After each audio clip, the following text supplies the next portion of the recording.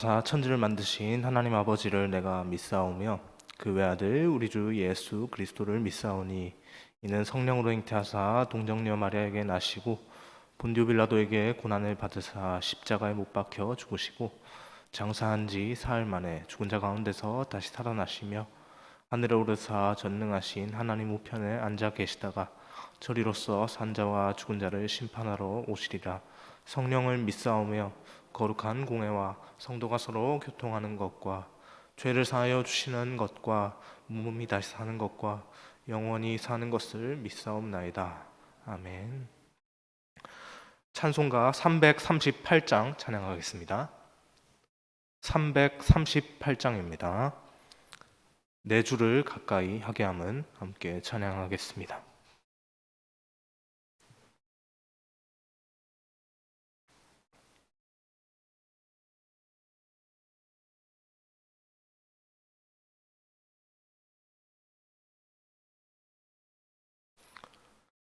내 주를 가까이 하게 함은 십자가 짐 같은 고생이나 내 일생 소원은 늘 찬송하면서 주께 더 나아가기 원합니다. 내 고생하는 것 옛야곱이 돌베개 베고 잠 갔습니다. 꿈에도 소원이 늘 찬송하면서 주께 더 나아가기 원합니다. 천성에 가는 것 험하여도 생명길 되나니 은혜로다. 천사 날 부르니 늘 찬송하면서 주께 더 나아가기 원합니다.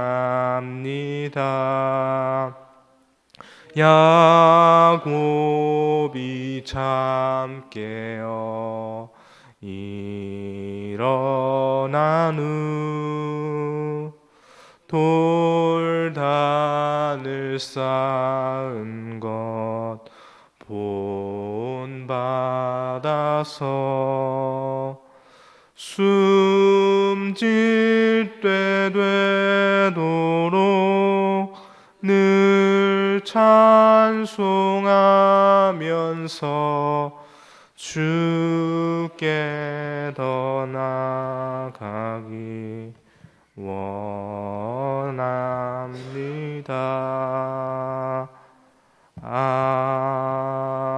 아멘. 아멘. 오늘 함께 보실 하나님의 말씀은 사무엘하 15장 24절에서 37절까지의 말씀입니다. 사무엘하 15장 24절에서 37절까지의 말씀 함께 교독하겠습니다. 15장 24절부터 37절까지입니다. 35절까지 있네요. 15장 37절 맞습니다. 15장 37절까지 말씀, 24절에서 37절까지 말씀입니다. 24절부터 제가 먼저 읽겠습니다. 보라, 사독과 그와 함께한 모든 레위 사람도 하나님의 언약궤를 메어다가 하나님의 궤를 내려놓고 아비아달도 올라와서 모든 백성이 성에서 나오기를 기다리도다.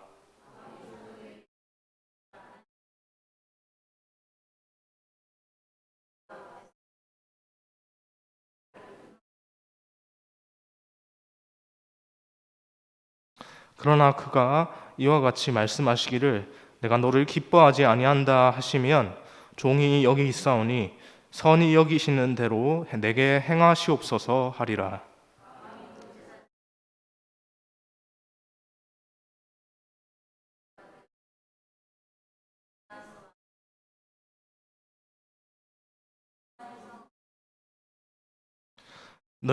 너희에게서 내게 알리는 소식이 올 때까지 내가 광야 나루터에서 기다리리라 하니라.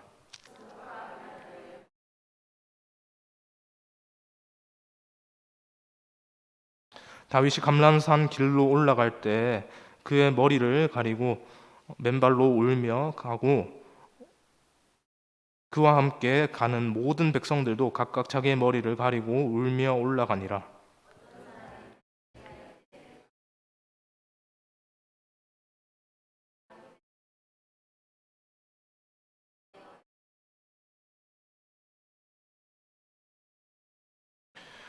다윗이 하나님을 경배하는 마루턱에 이를 때 아렉 사람 후세가 옷을 찢고 흙을 머리에 덮어 쓰고 다윗을 맞으러 온지라.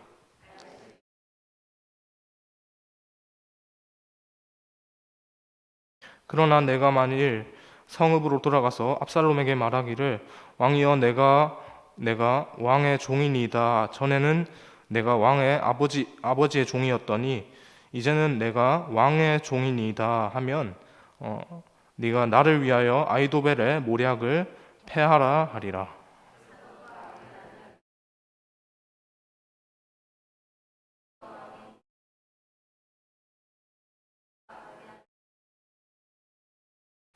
그들의 두 아들 곧 사독과 아이마스와 아비아달의 요나단이 그들과 함께 거기 있나니 너희가 듣는 모든 것을 그들 편에 내게 소식을 알릴지니라 하는지라. 다윗과 예루살렘으로 들어갔더라. 아멘. 할렐루야. 평안하십니까? 새벽 시간에 많이 졸리시죠? 예. 저도 아직 잠을 덜 깼나 봅니다. 사무엘 하 본문을 읽는데 사무엘 상 본문을 켜놓고 갑자기 35절까지만 있길래 굉장히 당황했습니다. 네. 이런 일이 없도록 빨리 잠을 깨는 것이 중요하겠죠. 그래서 하나님 말씀 볼 때 우리가 잠을 확실히 깨고 분명한 마음으로 이렇게 하나님의 말씀에 집중하는 가운데 하나님께서도 은혜를 부어 주실 줄 믿습니다. 네.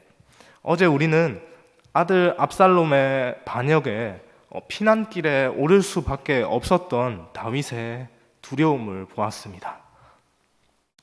자신의 아들의 손에 그렇게 죽을 수도 있겠다, 내 아들의 손에 이렇게 죽을 수도 있겠다라는 그런 불안감이 다윗의 온 마음을 그렇게 사로잡았죠. 그렇게 불안감에 사로잡히니까 어떻습니까? 빨리 도망가야 되겠다라고 그렇게 어제 살펴본 대로 그렇게 고백을 하지 않습니까? 하나님의 사람 다윗 아닙니까? 우리가 성경에서 정말 신실한 사람 한 사람만 꼽아봐라고 그렇게 얘기를 했을 때 꼭 빠지지 않고 등장하는 것이 다윗이라고 그렇게 우리가 분명히 자신 있게 말을 할 수 있을 정도로 이 다윗이라고 한 사람은 하나님께 직접 그렇게 이 사람은 내 마음에 합한 자다라는 그런 평가를 들었던 그 대단한 다윗입니다. 하나님의 인도하심을 그렇게 전적으로 신뢰한다고 그렇게 그의 평생 동안 그렇게 시편에 있는 수많은 노래들을 지어서 이렇게 고백으로 찬송으로 하나님께 올려드리면서 하나님을 기쁘시게 했던 그런 인물이 바로 다윗입니다. 하나님께서는 그의 그러한 고백들을 기뻐하셨죠. 그리고 우리는 다윗이 지은 그 수많은 찬양을 보며 하나님의 사람 다윗, 정말 멋지다. 역시 다윗이지 라고 그렇게 생각을 합니다. 그러나 다윗의 입에서 나오는 그런 고백들, 너무나도 멋진 그 고백들이 정작 그의 입술 가운데서 그렇게 나오게 되는 그런 과정들, 결과적으로 나온 것들 말고요, 그렇게 나오게 되는 그 과정들을 살펴보게 되면 참 이런 이 고백들, 우리가 너무나도 잘 아는 그 시편 23편의 내용 있죠. 여호와는 나의 목자시니 얼마나 아름답고 정말 대단한 고백 아닙니까? 그 대단한 고백조차도 그 고백이 나오게 되는 그 과정은 정말 순탄치 않았다라는 것을 우리가 압살롬의 반역의 모습을 보면서 이렇게 혼비백산한 그 다윗의 그 모습을 통해서 알 수 있지 않습니까?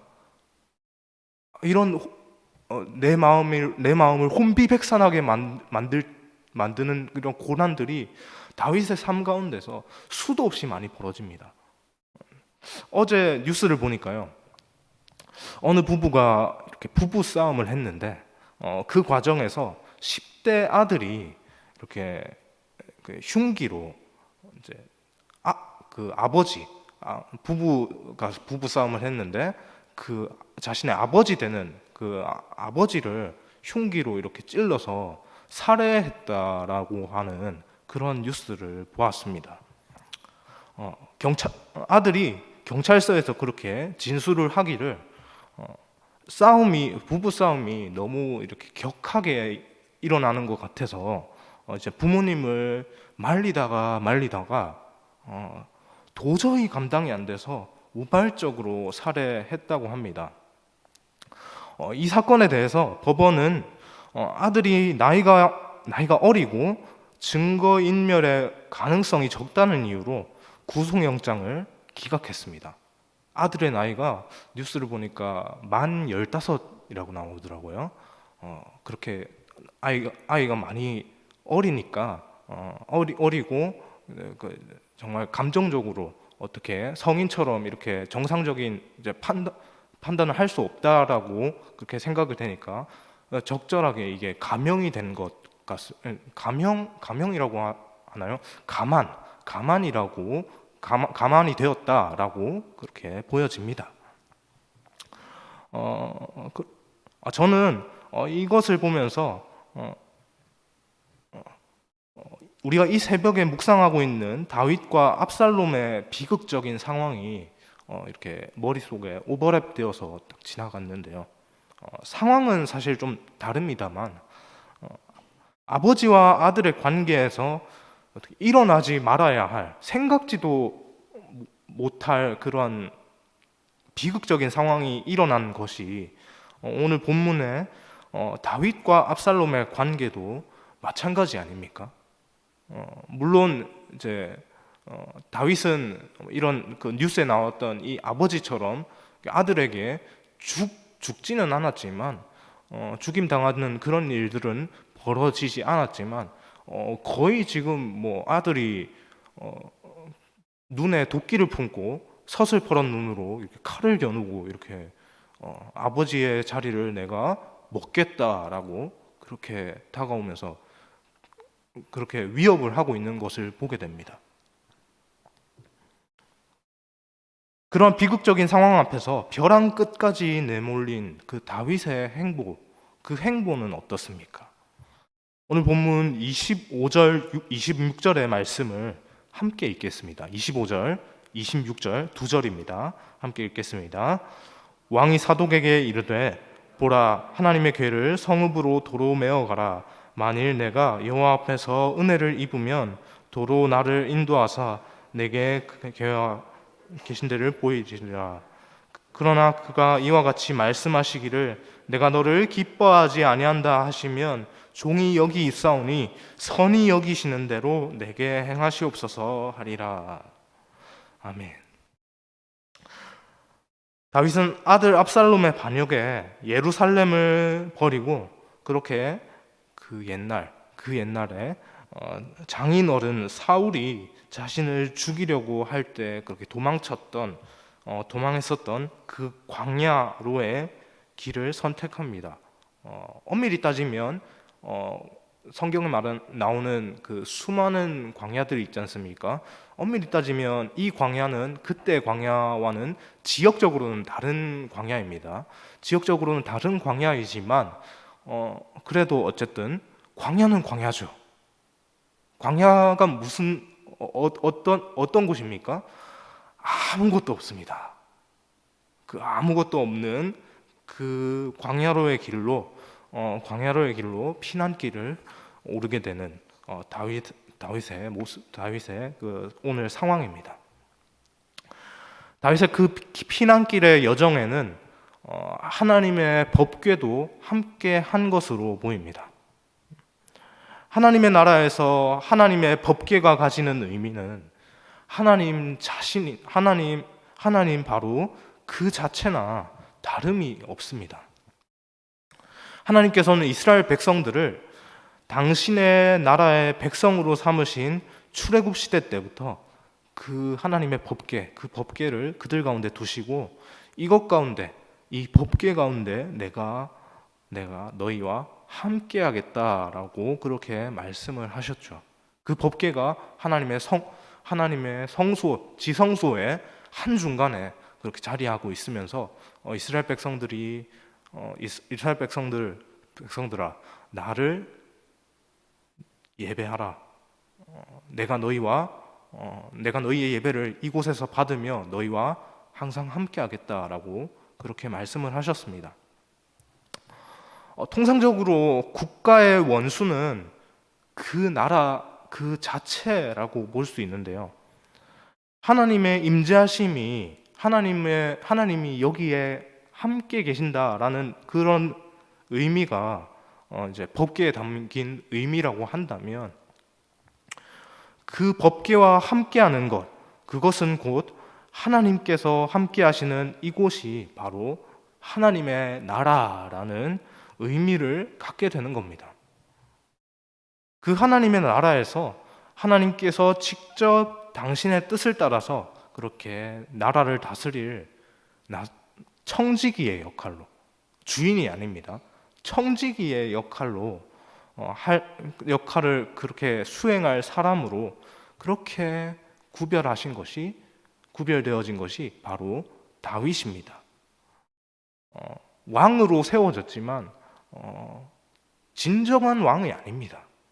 바로 그 나라, 하나님의 나라의 청지기로서의 사명을 받들고 그렇게 하나님께 기름 부음 받았던, 그렇게 세워졌던 다윗입니다. 하나님께서 그렇게 다윗을 왕으로 기름 부으셨습니다. 한낱 목동에 불과했던 다윗은 그렇게 하나님 앞에 말도 안 되는 은혜를 받았습니다. 그랬던 그가 하나님 앞에 밧세바와의 간음 사건으로 이렇게 범죄하게 된 그런 본문 앞에 상황 아니었습니까? 우리가 13장 이후부터 계속해서 이제 흘러내려왔던 그렇게 본문 앞에 상황이었습니다. 그 상황에서 그 죄로 인해서 밧세바와의 간음 사건에서의 그 다윗의 그 죄로 인해서 결국 오늘 본문의 이 지경까지 이르게 되었죠. 일이 이렇게까지 되는 와중에 다윗의 마음은 어떻습니까?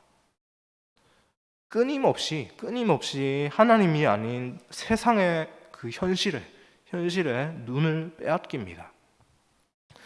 자신의 생명을 시시각각 그렇게 위협해오는 아들의 그 움직임에 혼비백산한 그 와중에도 또 자신의 왕권을 그렇게 놓지 않고 곤고하게 지키기 위해서 비장의 수단, 최후의 수단으로 그렇게 하나님의 법궤, 하나님의 나라라면 이 법궤가 중요해.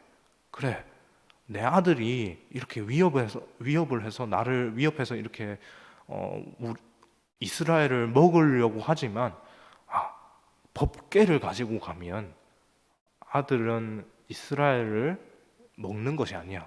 왜냐하면 법궤가 하나님의 임재하심이구나. 하나님의 나라는 이 법궤를 갖고 있는 나라가 바로 하나님의 나라야 라고 그렇게 생각을 하면서 그 법궤를 그 혼비백산한 와중에도 그 자신의 왕권을 지킬 비장의 수단으로, 최후의 수단으로 이렇게 법궤를 가지고 대하면서 그렇게 가져오는 그런 모습들을 보게 됩니다.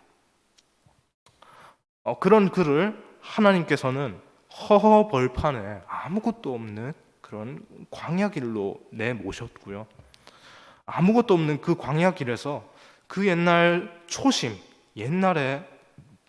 다윗의 초심을 다시 한번 붙잡도록 그렇게 만들게 하십니다. 붙잡도록 만들게 합니다. 그렇게 그의 입술에서 나온 고백, 그런 모든 일들 가운데 그의 입술에서 나온 고백이 바로 우리가 방금 읽었던 본문 25절, 26절입니다. 25절, 26절 말씀 다시 한번 읽도록 하겠습니다. 25절, 26절입니다. 왕이 사독에게 이르되 보라, 하나님의 궤를 성읍으로 도로 메어 가라. 만일 하나님이 앞에서 인을 입으면 도로 인도하사 그 궤와 보이시리라. 그러나 이와 같이 너를 기뻐하지 아니한다 하시면 종이 여기 있사오니 선히 여기시는 대로 내게 행하시옵소서 하리라. 아멘. 다윗은 그렇게 아무것도 소망이 없다라고 생각이 되는 그 벼랑 끝에서 하나님을 바라보았습니다. 하나님의 은혜인 줄 믿습니다. 자신의 왕위와 생명을 위협하는 아들의 그 반란 앞에서 요동했던 그 마음이 평안을 찾았습니다. 그렇게 평안함 가운데 법궤를 원래의 자리로 다시 되돌려 놓으려고 합니다. 그리고 법궤를 원래의 자리로 되돌려 놓는 과정에서 하나님께서는 그렇게 당신의 인도하심으로 다윗을 이끄셨습니다. 그 법궤를 원래 자리로 되돌려 놓을 수 있도록 그런 사람을 만나게 하셨죠. 바로 오늘 본문 뒤에 후반부에 나오는 후세와의 만남으로 말입니다. 이러한 일들 가운데서 오늘 우리에게 도전을 주는 그 다윗의 고백을 우리가 한번 생각을 해봐야 합니다. 바로 그리 아니하실지도의 고백입니다. 성경에는 이러한 표현으로 기록되어 있지는 않습니다. 그렇지만 제가 이 본문을 보면서 이러한 고백이 아닐까라고 그렇게 한번 생각을 해보았습니다. 승승장구할 때 하나님의 전적인 은혜라고 내가 지금 이렇게 된 것은 모든 것이 다 전적으로 하나님의 은혜야 라고 그렇게 말하는 것은 어려운 일이 아닙니다.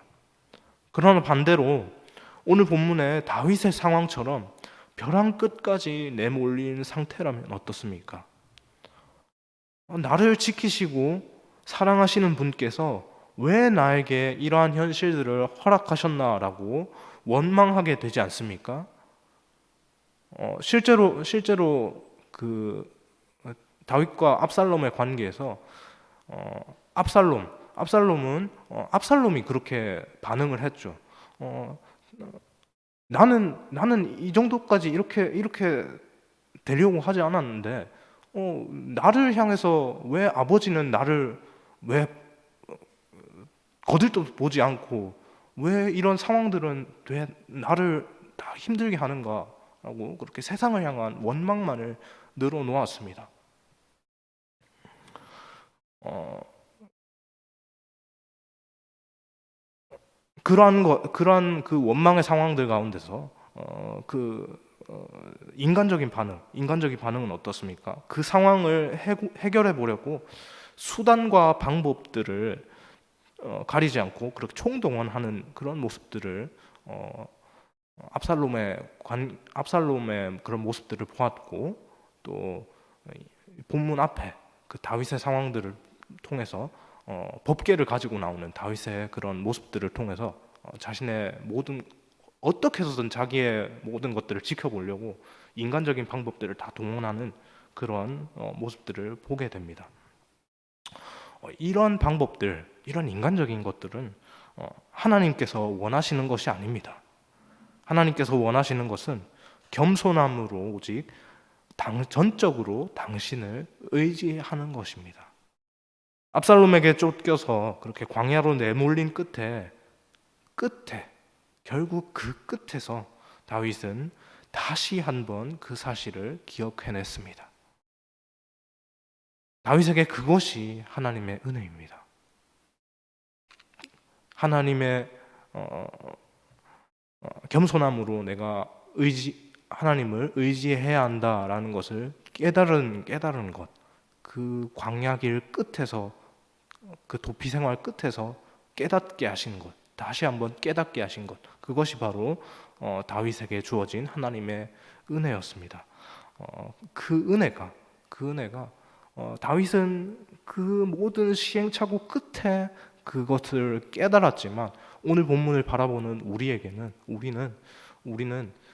이 본문을 바라보면서 하나님, 내가 다시 한번 기억하겠습니다. 하나님, 겸손함으로 전적으로 하나님을 의지하겠습니다 라고 그렇게 깨달을 수 있는 그 은혜가 오늘 이 아침을 시작하는 우리 모두에게 있기를 소망합니다. 기도하겠습니다. 하나님, 감사합니다. 하나님, 세상에 우리를 두고 벌어지는 그 수많은 그 고난의 현장들 가운데서 우리는 인간적인 방법들로 그렇게 그 상황을 우리의 어떤 지혜로, 우리의 어떤 방법대로 모면해 보려고 그렇게 여러 가지 방법들을 갖가지 방법들을 그렇게 대비책을 세워놓고 그렇게 행동하기도 합니다. 물론 우리가 그러한 것들을 계획하고 세우는 것 중요하지만, 하나님, 그것들이 우리를 이끄시는 하나님 당신의 은혜보다 앞서지 않도록 인도하여 주옵소서. 오직 우리의 삶이 전적으로 하나님의 은혜 안에서 살아가는 것임을 우리가 삶의 모든 순간에서 잊지 않고, 오늘 다윗의 모습처럼 그 광야길에서 다시 한번 기억해낼 수 있는 은혜가 우리에게 있게 하여 주옵소서. 그 은혜 붙잡고 살아가는 우리의 모든 이 시간 아침이, 이 하루와 아침이 될 수 있도록 인도하여 주옵소서. 감사드리며 예수 그리스도의 이름으로 기도합니다. 아멘.